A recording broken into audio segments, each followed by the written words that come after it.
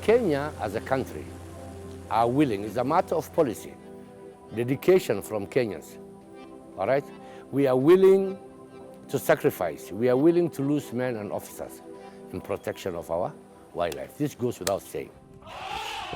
We're here to do a needs assessment for the Kenyan Wildlife Service Aviation Air Wing. And then we're going to provide low-cost aviation technology based on that needs assessment, and we're going to follow it up with an operational evaluation.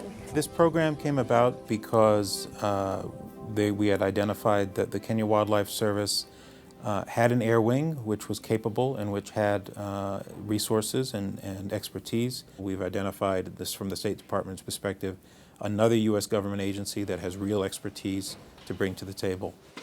The State Department was looking for a federal agency to partner with who had the capacity and capability of providing low-cost aviation technology for law enforcement.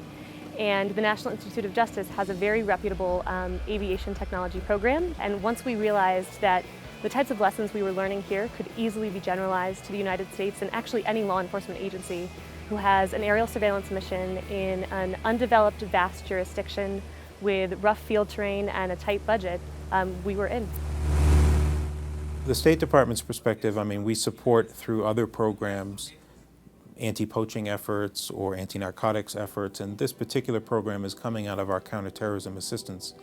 And so the goal here is to trial some of these light aviation technologies that we think will be useful and economical for law enforcement use broadly in East Africa.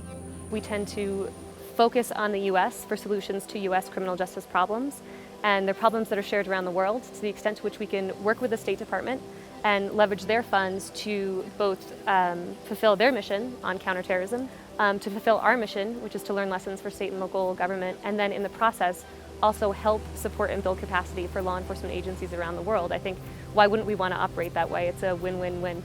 What I hope is that the lessons that we learn with Kenya will directly cross-apply to state and locals here.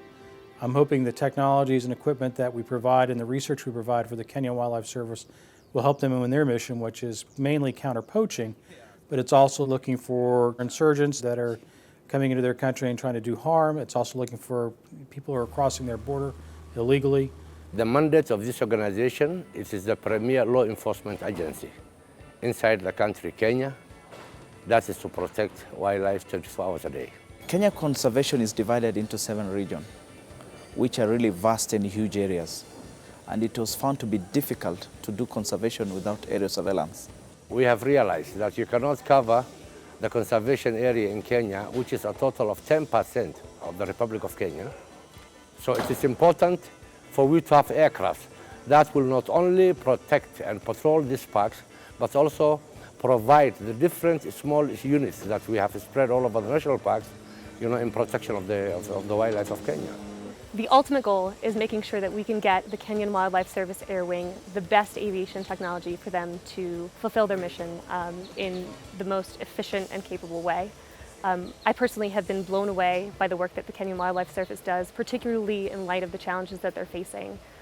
Their mission is incredibly important, not just for environmental or conservationist reasons, but they also play an incredibly important role in Kenya in terms of anti-terrorism and national security. Security is very important to the Kenyan people, and obviously it's also important to the American people. And so helping Kenya secure their borders and secure their country helps us as well. We want to help the Kenyans protect the wildlife, which is a treasure for all of us, and we want to help them have a thriving economy as a country which is our friend and our ally and which we want to see succeed. So from all of these perspectives, this is a project that both the American people and the Kenyan people can be proud of and happy with.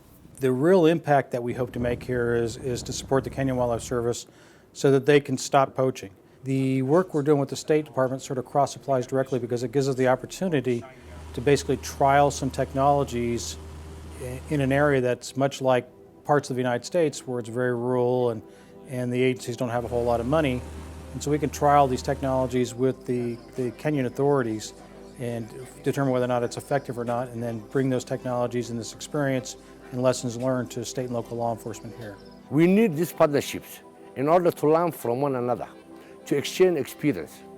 Because regardless of whether a national park is in Africa or in the United States, it is trying to preserve nature.